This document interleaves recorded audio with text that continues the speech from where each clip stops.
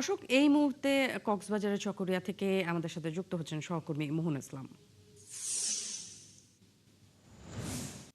মোহন, একটু জানতে চাই, আপনার প্রতিবেদন আমরা দেখছিলাম সকাল থেকে আপনি কভার করছিলেন বান্দরবনের লামায় যে পাহাড় ধসের ঘটনা ঘটেছে এবং নিহতের ঘটনা ঘটেছে, সেই সব বিষয়গুলো একটু জানাবেন এবং একই সাথে এখন কি অবস্থা, আবহাওয়ার কেমন বৈরী আবহাওয়া রয়েছে কিনা সেটাও একটু জানাবেন।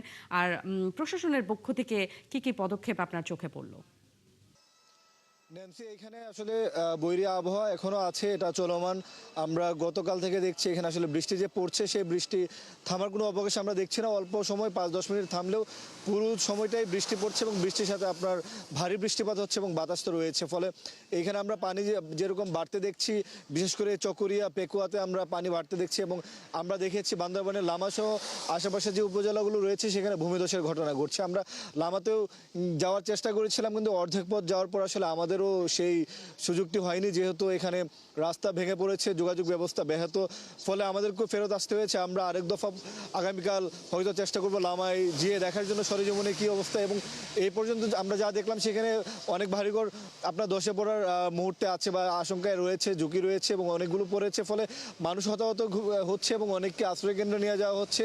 যারা যাচ্ছেন না তারা নিজেদের ঝুঁকির মধ্য দিয়ে এখানে বসবাস করছেন এবং স্থানীয় প্রশাসন রয়েছে, প্রশাসনেরও যোগাযোগ খুব একটি যে ভালো তা বলবো না, কিন্তু তারা চেষ্টা করে যাচ্ছে যে যেহেতু আপনার রাস্তাঘাট সহ আশেপাশে বিভিন্ন পাহাড় ভেঙে মাটি পড়েছে, গাছপালা ভেঙে পড়েছে, সেগুলো সরানোর কাজ তারা করছে। যেহেতু আপনার শনিবার পর্যন্ত এই বৃষ্টির পূর্বাভাস রয়েছে, তারা চেষ্টা করছে যেন এর মধ্যে সেগুলো ক্লিয়ার করার জন্য। কিন্তু এই পার্বত্য এলাকা সহ কক্সবাজারের যে অঞ্চলটি রয়েছে সেই অঞ্চলে ভারী বৃষ্টিপাত কিন্তু চলমান রয়েছে।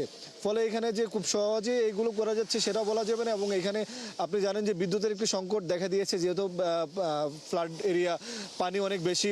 ফলে দেখা যাচ্ছে যে এখানে অনেক ক্ষেত্রে বিদ্যুৎ থাকছে না, মোবাইল নেটওয়ার্ক থাকছে না, এখানে যোগাযোগ ব্যবস্থার একটা অসম্ভব লেভেলের সমস্যা পড়তে হচ্ছে। মানুষ অসুস্থ হয়ে গেলে তাকে যে জরুরি ভিত্তিতে হাসপাতালে নিয়ে যাওয়া যাবে সেটাও এখানে সমস্যার মধ্য দিয়ে পড়তে হচ্ছে তাদেরকে।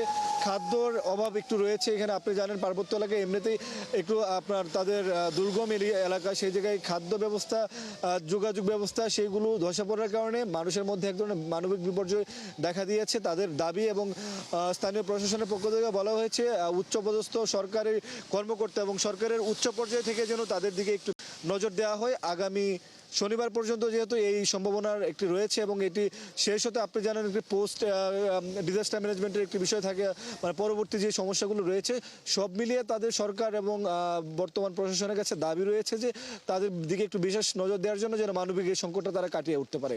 ন্যান্সি। মোহন, আপনাকে ধন্যবাদ, আপনি নিরাপদে থাকুন। দর্শক, আমাদেরকে কক্সবাজারের চকরিয়া থেকে মোহন জানাচ্ছিল, মোহন ইসলাম জানাচ্ছিল যে সারাদিন তিনি বান্দরবনের লামায় ছিলেন, সেখানকার যে পাহাড় ধসের ঘটনা এবং একই সাথে কক্সবাজারের চকরিয়ায় যে বৈরী আবহাওয়া, সেটারও আপডেট তিনি আমাদেরকে জানাচ্ছিলেন।